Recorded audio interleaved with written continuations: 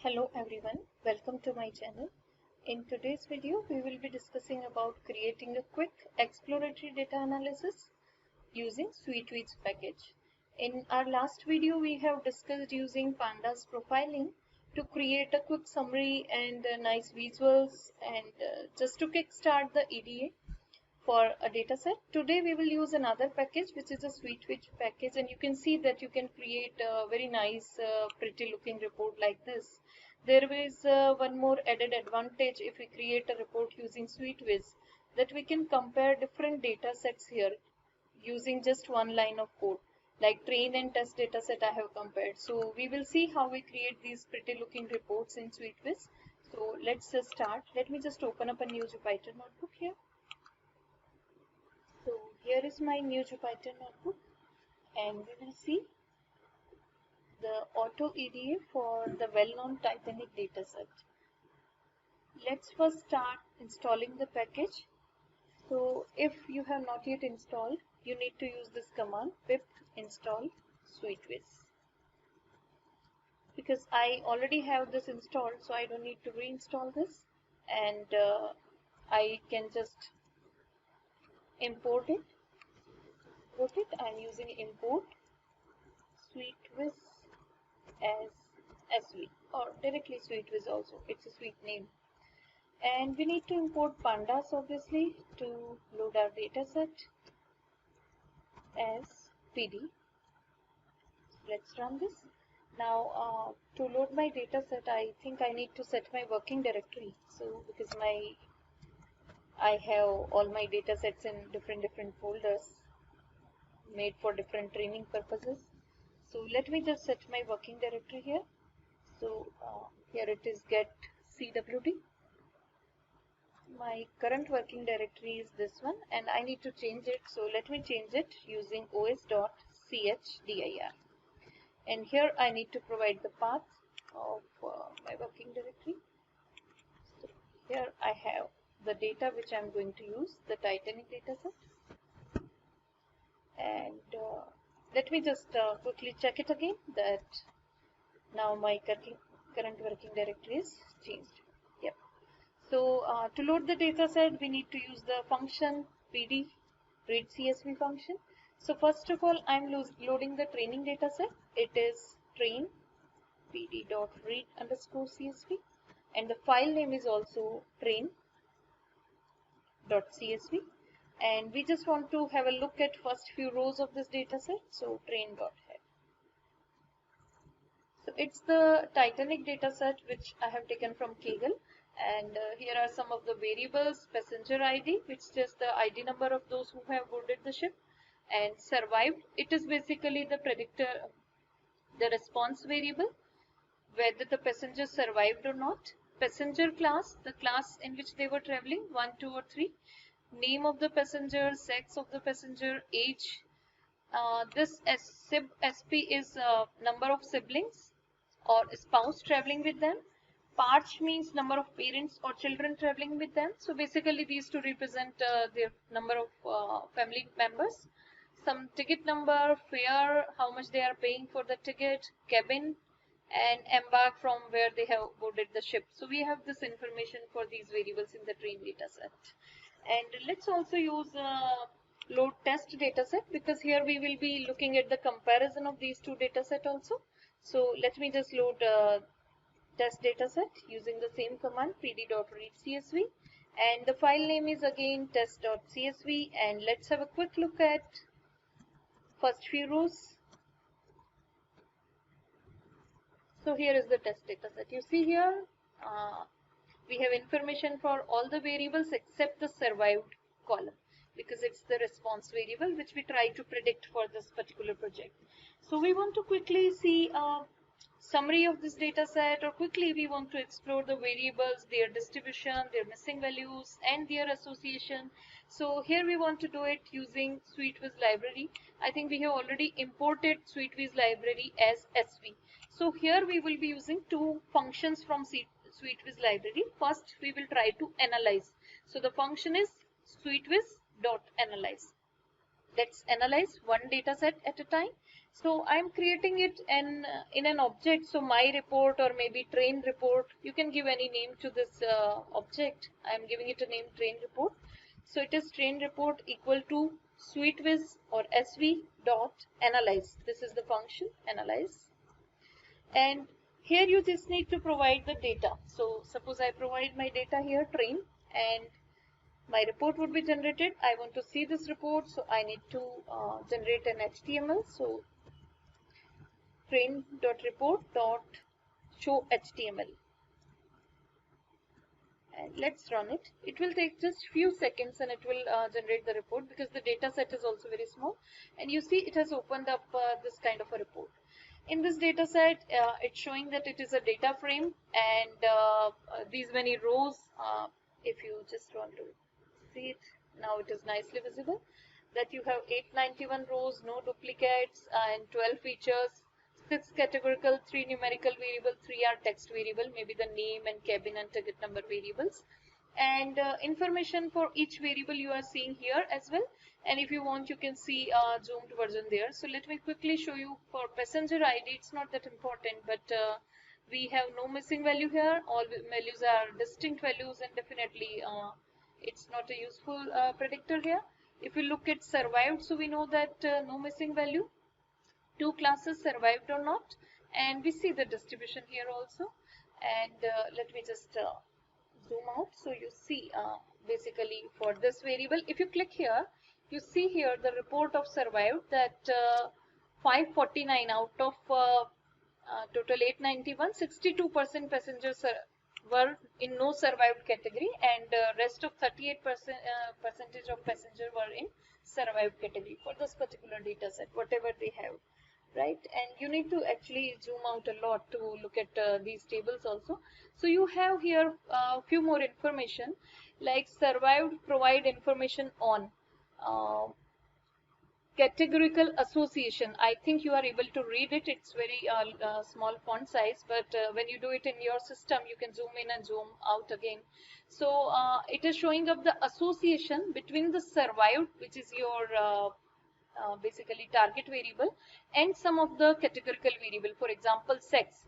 So with sex the association is 0.23. So they are measuring the numerical measure of association between the categorical variable, maybe they are using Cramer's-V, and P class 0.06, sibling space this is 0.03, embarked and patch very low. So we see that with survived only sex variable is associated nicely, 0.23 is the association measure. And if we look at these features give information on survived, again the same information. Here we have for numerical association. So survived with fare, age and passenger ID. Passenger ID is not useful. With fare it is associated 2.06, quite a okay moderate association. With age it's not associated as per this summary or this data set. So you can click on other variables also, and you can look at their reports. So let me unselect and select this passenger class, and you see here passenger class. So there were most of the passengers, 55% passenger were traveling in class 3, and 24% were traveling in class 1, and 21% were traveling in class 2. Because and remember this we are doing just for training data set. Actually when we clean the data set for missing values and outliers and some variable transformation, some feature engineering, we club train and test data set together, and then we do the data processing together, then again we separate. But here we are just for the purpose of looking at how the reports is generated in SuiteWiz. We are just looking at training data set, right? And here again we get additional information related to association of this variable. Now let's look at this variable, which is age, numerical variable. So for this age variable, here also you can see some of the summaries, like let me just scroll down. Values, we have 177 means 20% missing values here, and 10% are distinct values in age. We also get the information about the descriptive stats here, minimum maximum value, age minimum 0.4, maximum 80, and median values 28, and all these quartile information. And we have the information of range, IQR, standard deviation, variance. We have all this information here. Here we see average is 29.7, median is 28. Average means mean. Mean is little higher than median, so the distribution is skewed here. We get all these information here, and if you want to look and if you want to fetch more information about the age variable, so we can look at the right hand side window here. Here you see the graph here, it's skewed, and here is basically bins, how the bins are divided for the histogram. It's by default auto. You can change the number of bins if you want and look at the plot more carefully. And let me just zoom out again to show you, we also get for a numerical variable some other tables which represent most frequent values in age and smallest value of age column, largest value of age column, and their corresponding frequencies also. Also we see here numerical association, so age, its association with fare, passenger ID and age column. So numerical association, you remember we need to use Pearson's correlation coefficient for two numerical variable. So they have computed Pearson's correlation coefficient and it's there. So we don't see any moderate correlation. Even age and fare, these are related very weakly, a very weak correlation. Age, passenger ID of no use, and we don't see any correlation here. And categorical correlation, I don't think age and age, why they are giving 0. The correlation is perfect 1 here. But maybe we need to explore more about this tool, that how they have computed, or if there is any issue in this, because this tool is quite a new tool and it's still in alpha testing phase. So we need to explore this tool, and maybe we would prefer to verify it by writing the manual code, or maybe with our pandas profiling report, so that we see whether we are getting the correct information, or if there is any bug in understanding the data and computing all these associations. And categorical association also we are seeing here. So for all these variables, you see all these summary reports here. One more thing I would like to show you here, that you can click on association here, and once you click that, maybe, yeah, you need to click here again. So here you see the association between all those variables in the form of a chart where the color coding is there. You see the blue colors are for positive and red colors are for negative association, and light shade means very weak or moderate correlation, dark shade means perfect association between the variables. So here we can look and we can see survived, which is our target variable, have association with sex variable and have association with fare variable, and very weak correlation with P class, passenger class. For rest of the variable, we don't see any association when we are looking at survived variable. Similarly, when we look at passenger class variable, it's associated with age and it's associated with fare. So we get an idea, and we see most of the association, I think all of the association which we are able to see are here positive, because blue colored association. So we are able to see all blue colored association. So you can see that all the association which we are able to see are positive association here. And let me just show you one more thing here, that we have here generated a report, and here in the report it's written data frame only. If we want to give a name which data frame we are generating a report for, because suppose you want to show this report to someone, you would like to have here the name of your data set, so you can give the name here. For that you just need to use the same code, but minor change in that. So let me do it here. Here what we are doing is, instead of just providing the data frame, we provide here a tuple. The tuple contains data and name of the data frame. So whatever name you feel you want to give it. So suppose I want to give it a name Titanic training data set, or whatever name you want to give. So you can write your preferred name here, and rest of the things are same, you can generate. But I would like to show you one more thing here, that this will just give a name and rest of the things would be same. But if you want, you can here also mention your target feature or target variable. So my target variable here is, we know that target feature, this is FEAT, or you can simply directly also write your feature name here, that survived is the variable which is the target variable. So we can provide here the name of that variable, and now if we run that report, if you want, you can give it a different name, and you can run the report if you want, same name. because whatever you do, it will be creating a separate report and opening up in a new tab here. So you see the data name which we have written, Titanic training data, it's here. Rest of the things are still same, but you see the first variable now is survived, and which is black colored. So you get an idea that this is your target variable and rest of the variables are your predictor variables. So you can read the variables as you were reading earlier also, but just the difference that you are providing the target variable also. Now one more quick feature we will discuss here, that we can also compare two different data sets here. So I'm creating an object with the name compare report, or any name you can give basically. So here we are using compare function. Instead of analyze, we are using compare. So compare.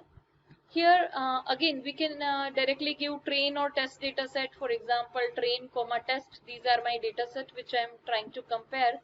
And if we want, we can provide the target variable here, but if we want to give the nice names to our data set, then again we would be requiring to create tuples. So let me create the tuple. For training data set, I am giving the same name which I have given earlier, and for the test data set I am giving the names, just a moment, Titanic test data.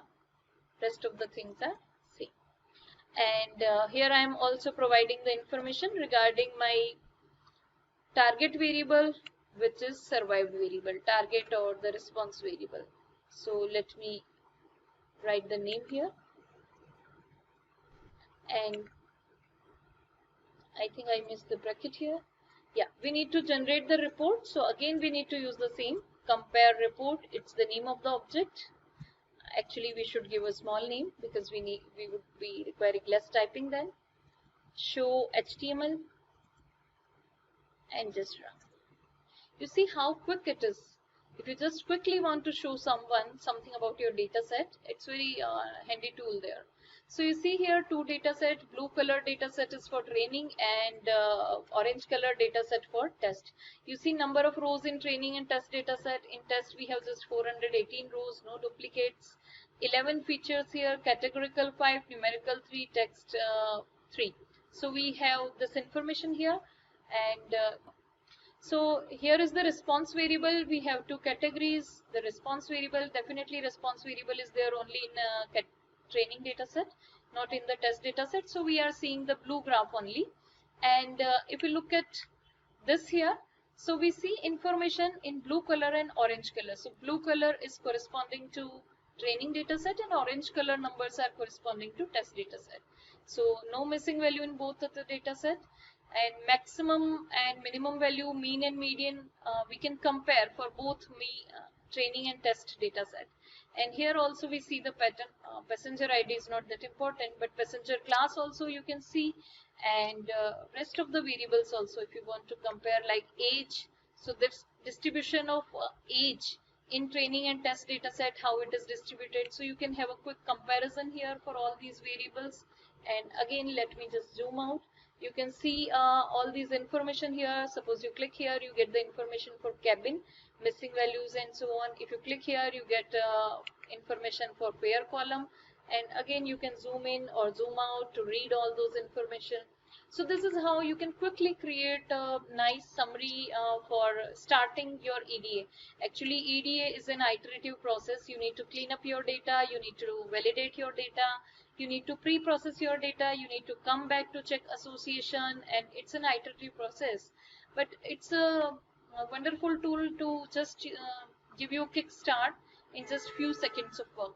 Thank you for watching. I hope this was useful for you.